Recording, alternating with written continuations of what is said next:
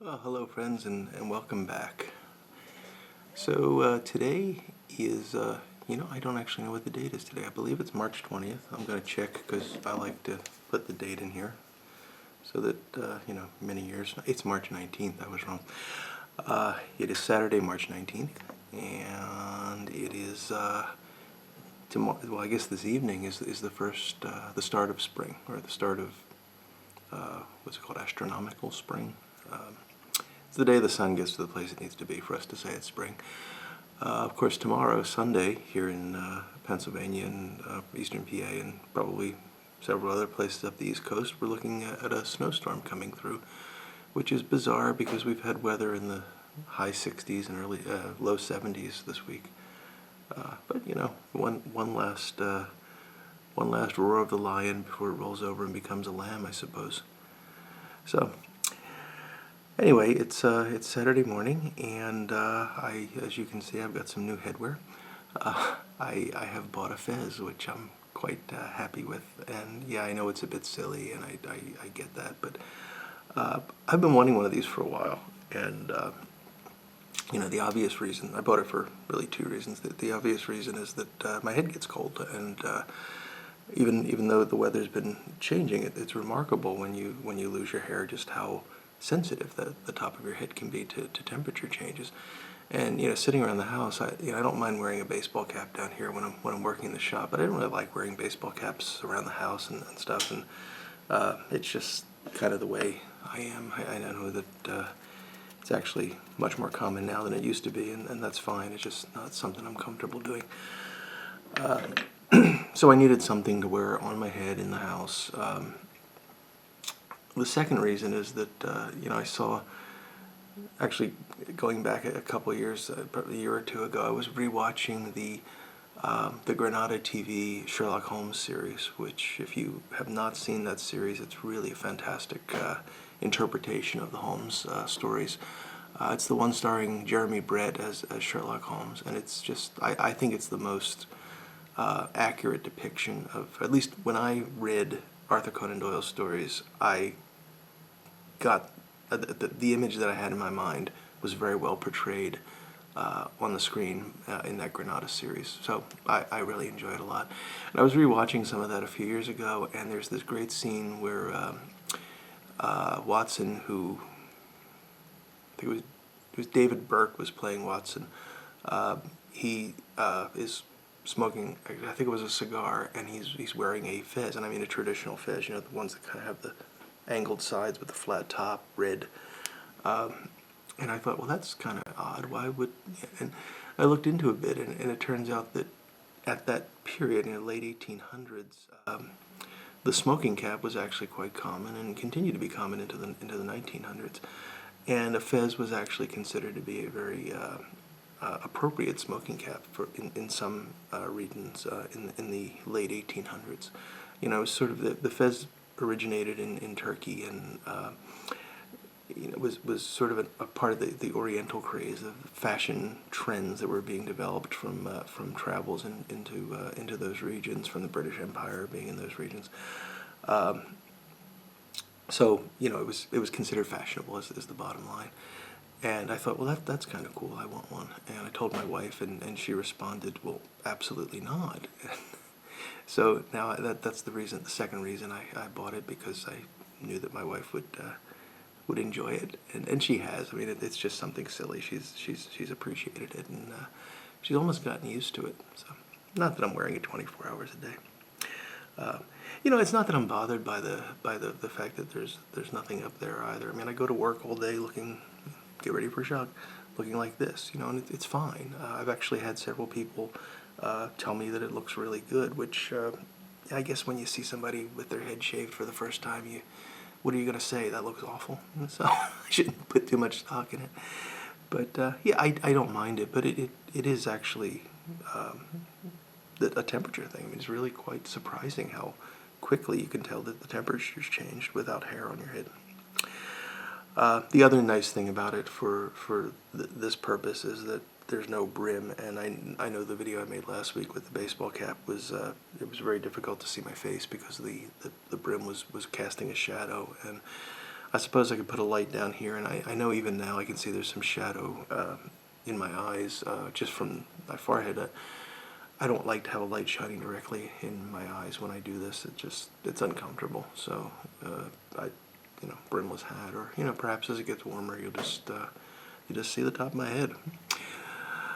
Okay, so what else is going on today other than the fact that I have a goofy hat on? Oh, I guess I should tell you a bit about this. I am having a pipe this morning. I've had a few since last we talked, and there's some things that are working well, and I'm pretty happy about that. I haven't been smoking a lot, maybe one a day, and I can't say that I finish all of those because the flavor isn't there. But this is a corncob, and it's a Missouri Meerschaum Country Gentleman that I've modified a bit. And in it, I have no idea what I'm smoking because I have this bad habit of. I'm gonna go out again. When I know I'm going to be working in the shop, I will grab a baggie and I'll stuff some tobacco in it from one of my jars.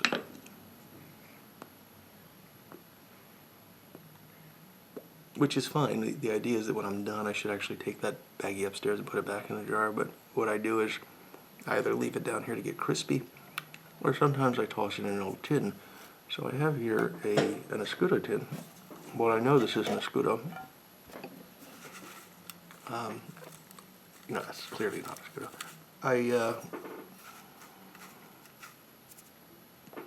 I detect Perique in the note. It's definitely a Red Virginia Perique something. There might be some burley in it. I have no idea, but it's okay. I was going to smoke Carter Hall and just forgot to bring it down with me when I came down to the shop, and I was too lazy to go back up and get it. So, and I'm pairing that with good old Country Squire radio mug full of it's an Irish breakfast tea. I don't remember what the brand is. Kind of been off the coffee a bit the past few days, but anyway, it's reasonable smoke. It's if I ever figure out what it is, I'll let you know. So the reason I'm smoking a cob today is that I wanted to tell you I'm about to launch a new series, and you know that if you follow the channel, I'm currently in the middle of a restoration of a Benchmade Jumbo, which is probably a marksman pipe, and that's going well. It's about the halfway point now, and I think there's going to be 2 more videos in that series before that pipe is done, and I'm going to continue to post those as I usually do on Wednesdays. Hopefully Wednesdays, sometimes it's been Thursdays, but in the middle of the week. And so that series will complete. I'm not going to interrupt that. But I'm going to start another series on corncobs. And what I'm going to do is I'm going to talk about corncob pipes, just introduce them, go through the sort of anatomy of the pipes and things like that. Not that there's a lot to know about them, but I think they're really great pipes, great values. I enjoy them. I have quite a few of them. And while they don't have the sort of mystique that briar pipes have, they're good smoking pipes, and I don't think that a lot of people appreciate just how high quality a smoke you can get from a corncob pipe. The other reason I'm making these videos, and there'll probably be about 3 videos in this series, is that I want to talk about ways that you can modify your corncob pipes. And not that they need it. They are really great just as they come from Missouri Meerschaum.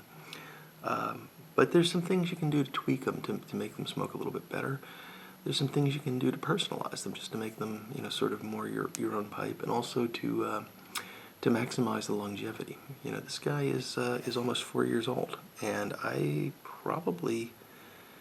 have probably smoked this guy at least once a week over that entire 4 years. This tends to be my one of my weekend morning pipes. Probably the first pipe of the day, which is usually Carter Hall, often comes out of this guy. So they're not disposable. I mean, they are disposable because they only cost, $8 or $10, but they're not disposable in the sense that you have to dispose of them. They're actually quite robust and good quality smoking experiences. So that's the primary reason I've been wanting to make this series. Now, in the process of doing that, there are certainly other interests involved because Missouri Meerschaum is a good company. There's other folks like Aristocob, which is selling good quality corncob pipes from Missouri Meerschaum, and I wanted to make sure that I wasn't creating an atmosphere that suggested that there was anything wrong with these, because there's not. This one I modified. This is its cousin that I bought, cousin or brother, that I bought at the same time. So these are equally aged, equally smoked. This one is modified, this one isn't, and they are, very slightly different, and most of that's probably psychological because I know what I did to this one. So I didn't want to, create any perception that you have to play around with these pipes. You have to. They're like kits or something. They're not. They're great right from the start. And I got in touch with Scott, who runs Aristocob and has the Aristocob channel, and is also half of the Marquis Men's Breakfast Club. So if you haven't checked out their channels, I'll put links down below for you. And I just floated the idea past him and thought if he saw that there might be any problems, and he thought it was a good idea. And he pointed out that he also has their cob foolery contest coming up in April. Now, what cob foolery is it's actually a lot of fun. They host this contest where basically you modify corncob pipes in whatever way you want and submit them for judging. And if I can find it, I'll put a link to last year's cob foolery. There were some pictures posted at some point, or there might have been a video that goes through them. I'll try to find that and put a link down below. But people are very creative and inventive about what they can transform something like this into.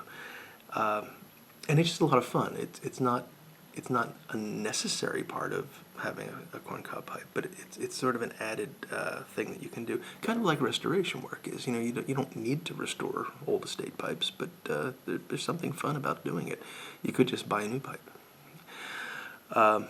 So anyway, with that coming up in April, he thought it might be a good idea to have some just basic tips on how to deal with these, how to take them apart, how to work on them, make the internals of the chamber work a bit better, maybe how to change out the stems, modify the shanks. So I'm going to put together probably about 3 videos, an introductory video, and then 2 or 3 follow-on showing techniques, specifically focused on the corncob pipe and modification of the corncob pipe.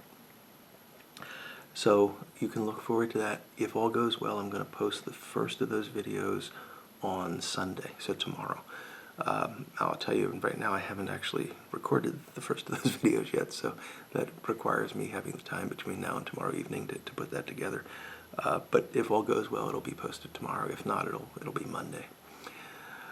So that's about all that I think is going on right now. I hope you're all having a great weekend so far, and enjoying the videos, and I hope that you will tune in and watch the cob videos, because I think there's going to be, I think it'll be different, and you might enjoy it, and most importantly, you might have some insights that you can share with not only with me but with the other viewers on care and treatment of cobs and modification of cobs.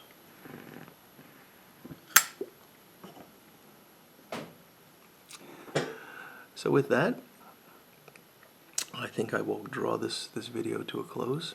I thank you all for watching. Oh, one last thing if I could. Subscribers. I want to really thank the subscribers that have signed up recently. I apologize to all of you. I have fallen way behind in my ability to keep up with new subscribers.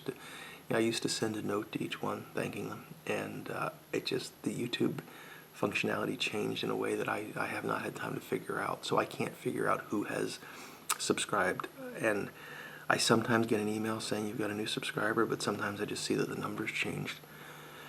And I don't know who I've sent notes to and who I haven't, so I basically just stopped doing that.